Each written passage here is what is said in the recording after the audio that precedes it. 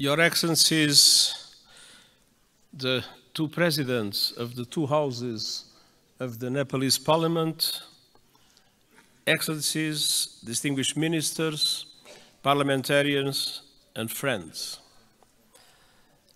Allow me, before I start, to express my deep gratitude for the wonderful hospitality that the government and the people of Nepal has provided to me during these 3 days. All the facilities that were put at my disposal have transformed this visit in an enormous success. I learned a lot, and I commit to use what I learned to support Nepal in your struggle against climate change and for development of your country.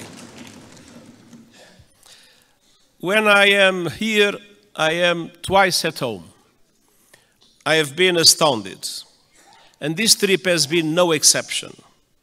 What I've seen and experienced in the past few days will stay with me always. The sunlight hitting the Himalayas, the warmth of the people, the richness of your cultural diversity, and of course, the sanctity of Lumbini. I thank the government of Nepal for your invitation, your hospitality, and your welcome to me and to my delegation. Excellencies, we meet today amidst a world in turmoil. Decades of progress on poverty and hunger are being reversed in large parts of the world. Inflation is undermining household and national budgets. Families and countries alike face financial crises. Women are underrepresented and underpaid, and I recognize the enormous effort that Nepal is doing in the way for gender equality, full gender equality, and I praise your efforts and its results. Violence and conflict abound. While the conflict in the Middle East is thousands of miles away, Nepalis were among the many victims of Hamas' brutal attacks in Israel. I send my sincere condolences to the families of the 10 Nepalese students who were killed and express my best wishes for the safe return of Mr. Bipin Joshi, who is missing. Distinguished parliamentarians, as geopolitical tensions rise, global divisions are becoming deeper and more dangerous, and smaller countries fear becoming collateral damage in competition between the great powers. And climate catastrophe is accelerating with a deadly force. In responding to this crisis, the world could learn much from Nepal. This country is a promoter of peace, a champion of multilateralism, and a staunch supporter of sustainable development and climate action. Nestled between two great powers, you have forged your own paths to safeguard your sovereignty and your independence. And your journey over the past 20 years has been wonderful to see. A new republic with a new constitution as the UN Charter at its heart. You were quick to embrace the Sustainable Development Goals and are making progress on many of them, independently of the difficult financial conditions that developing countries face in today's unfair world. Your country has successfully calmed the storms of conflict and moved from war to peace, a process the United Nations has been proud to support. Dear parliamentarian colleagues, Nepal does not stand still. Your dynamic story of progress continues today. Your graduation from least developed countries status is imminent, and the United Nations is committed to supporting a smooth transition. And you are preparing the final stages of our Nepalese-led peace process, healing the wounds of war through transitional justice. A process to bring peace to victims, families, and communities haunted by questions and scared by injustice, and help put the past to rest. Transitional justice can play a vital role in securing lasting peace. But we all know it's not easy. By nature, it's a delicate and complex process. We know that transitional justice has the greatest chance of success when it is inclusive, comprehensive, and has victims at its heart. When it centers on truth, reparation, and justice, when women participate fully, and when all victims of human rights violations can find meaningful redress. And I welcome efforts here in Nepal to drive progress and find solutions in this regard. And I want to tell you are not alone. The United Nations, respecting the Nepalese leadership of this process, stands ready to support you with your victim-centered process and its implementation in line with international standards, your own Supreme Court's rulings. The United Nations and Nepal are old friends. Our cooperation runs deep. Nepal has long been a cherished member of the UN family and a powerful voice for developing countries, most recently as chair of the Least Developed Countries Group. And this relatively small country, compared with the big powers, has made an outsized contribution to international peace. Of all the countries on Earth, Nepal is the second largest contributor of troops to United Nations missions, military and police. I'm sincerely grateful to the Nepali people for their dedication, their courage, and their service in peacekeeping. And I would like to take a moment and ask for one moment of silence to honor those Nepalese who have lost their lives serving under the blue flag.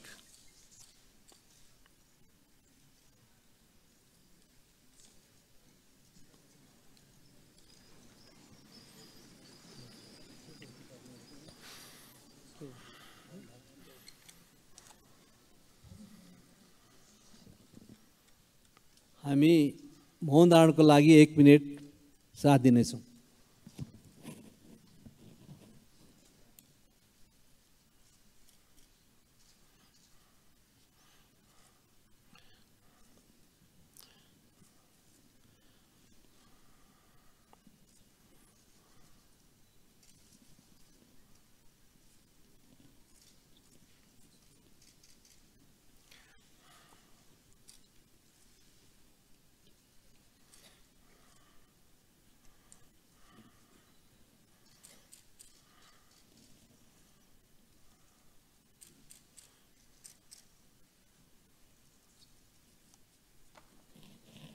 Thank you.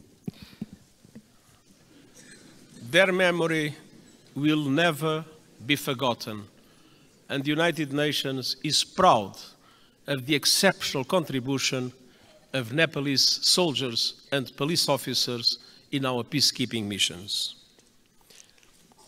Dear parliamentarian colleagues, on climate action, Nepal is a frontrunner.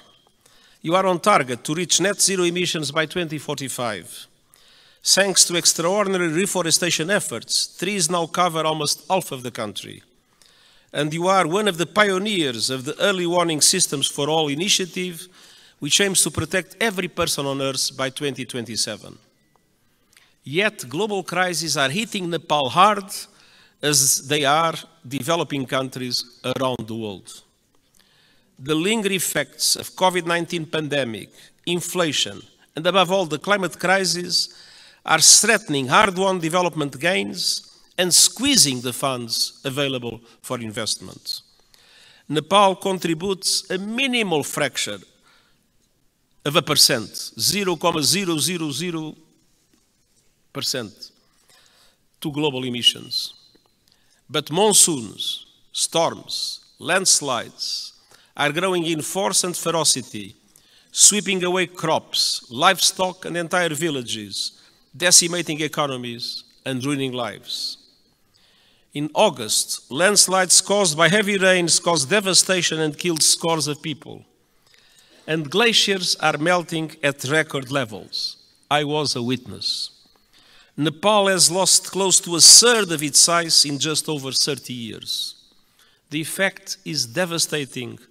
Swollen lakes bursting, rivers and seas rising, cultures threatened, and mountainsides exposed, inflaming the risk of landslides, and avalanche. Threats will continue mounting. Himalayan glaciers provide fresh water to over 1 billion people. As they shrink, so do river flows. In the future, now we have too much floods, but one day in the future, Himalayan rivers like the Indus, the Ganges, and the Brahmaputra will have their flow severely limited. Combined with saltwater intrusion, that will decimate deltas in this region and beyond. That could mean low-lying communities and entire countries erased forever. Millions of people on the move and fierce competition for water and land. Nepal is now one of the countries that is suffering the most, but other South Asian countries might become in the future terrible victims of the receding glaciers of Nepal. Dear parliamentarian colleagues, what is happening in this country as a result of climate change is an appalling injustice and a searing indictment of the fossil fuel age. I am deeply concerned by those communities in Nepal facing the brutal impacts of the climate crisis. The United Nations stands with them. The world must do the same. That was one of the reasons why I took profit of my visit to the Everest base camp to issue a video for the whole world showing the drama of receding glaciers and the impacts that will have in the future. Nepal and other developing countries need far greater international support to aid development, accelerate climate action, and weather the current global storms. I have proposed a Sustainable Development Goals stimulus that would release at least $500 billion a year in affordable long-term finance for sustainable development and climate action in developing countries like Nepal. Member States welcomed the proposal at the General Assembly last month and committed to advance it. I call on them to take action now to make these commitments a reality. Unfortunately, in our world, many times people announce commitments and then do not implement those commitments. These commitments about finance for developing countries and climate action must be implemented. I urge leaders to act on climate without delay, with the biggest emitters leading from the front. All countries must put the acceleration agenda I propose into effect to limit the rise in global temperature to 1.5 degrees Celsius. And they must make COP28 count with a strong outcome building on the so-called global stocktake. And we also need to deliver climate justice.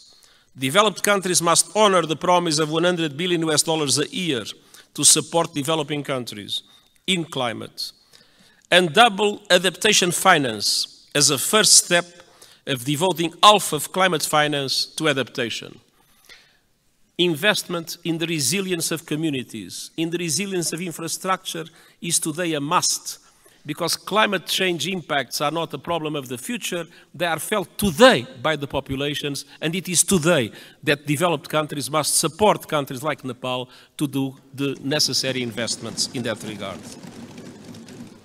The most vulnerable must be at the center of efforts to build climate resilience. And all parties must operationalize the landmark loss and damage fund at COP28 this year. There is loss and there is damage. You can see it in Nepal. There must be a compensation for it. The Nepalese people depend on it. For families that have lost their home to storms, for communities forced to abandon their villages by rising rivers, loss and damage is not a negotiating point or a bureaucratic abstraction, it is a lifeline. Dear parliamentarian colleagues, Nepal has long been a friend to the international system, and today their system is in dire need of refresh, revitalization and reform. The world is in a state of flux, it is moving towards multipolarity. And that is a good thing. A multipolar world provides new opportunities for leadership and balance on the global stage. But this new dynamic requires strong multilateral institutions to maintain peace. History shows us that. At the beginning of the 20th century, Europe was multipolar, but without strong multilateral institutions, it descended into war that engulfed the world. That is not a risk we can take. We need strong international reformed institutions that reflect the realities of today. But ours, like the Security Council or the Bretton Woods system, mirror the world in which they were founded almost 80 years ago. They correspond to 1945. They do not correspond to what is the world in 2023. That must change. Developing countries must have far greater representation in international institutions. I have called for reform of the outdated United Nations Security Council. And I have proposed measures to reform the global financial architecture so that it better represents developing countries and responds to their needs. And these proposals are gaining traction at this year's United Nations General Assembly and beyond. But of course, there is always the resistance of those that benefit from the present unfair systems. The United Nations Summit of the Future next year is an important chance to push further progress, and I count on Nepal's support to help make the change we need a reality. Dear parliamentarian colleagues, multilateralism must both reflect the world and respond to it. That means creating the institutions and tools we need to address new threats and to seize new opportunities. Today, technology is an example of both. It can solve problems and spur development, or it can entrench divisions and inflame inequality. Today, it's doing too little of the former and too much of the latter. We need a global response to the technologies that are changing the world at astonishing speed, to harness them for the good of humanity. And all countries must have a say, not only the most rich countries in the world that have more resources to develop those new technologies. My high-level board on artificial intelligence includes experts from G77 countries, the Global South. It will report this year, so member states can consider global governance options for artificial intelligence. And it must also bring the benefits of technology to all and ensure that a new technological era, no one is left behind. This is the purpose of the Global Digital Compact the United Nations is proposing. It aims to bring together governments and industry to ensure that technology works for all and accelerate the Sustainable Development Goals. And I hope the Summit of the Future will be an excellent chance to push progress. As a steadfast champion of multilateralism, peace, and developing countries' interests, Nepal will be a vital ally at the summit. Dear parliamentary colleagues, it has been my great pleasure to visit this extraordinary country over the past few days. What I've seen confirms a simple truth. Nepal is a friend of the world, so the world must be a better friend to Nepal. And the United Nations will never stop fighting to make that a reality, and I thank you.